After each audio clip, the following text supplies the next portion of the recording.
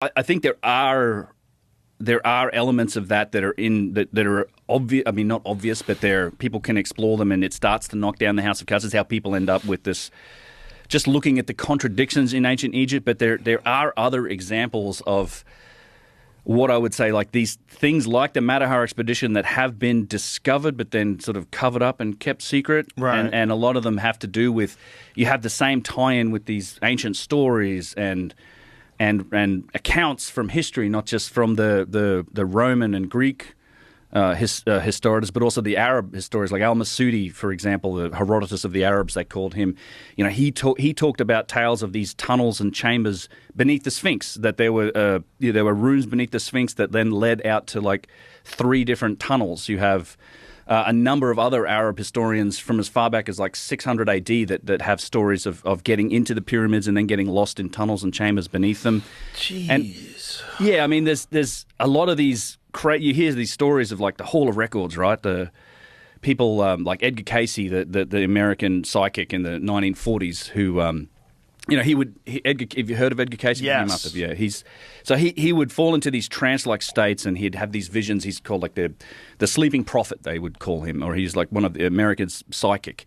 And it wasn't just about things around Egypt. He did prophesize and talk about locations for 3 halls of records, which were these Atlantean caches of information, like a pre-Diluvian civilization. He did call it Atlantis. But he would also have these predictions about the stock market, and a lot of people made a lot of money based on his predictions, and that led to the... He was really good at it? Yeah. So apparently, whether it was luck, I don't know. I mean, because that's always the question when it comes to like psychics. If you were a real psychic, why wouldn't you make all the money in the world from the stock market? It did happen. There was a lot of people made a lot of money, and he did evidently too as well. And so that led to the formation of something called the Edgar Cayce Foundation, or the ARE, the Association for Research and Enlightenment is the name of them. They're still going strong today.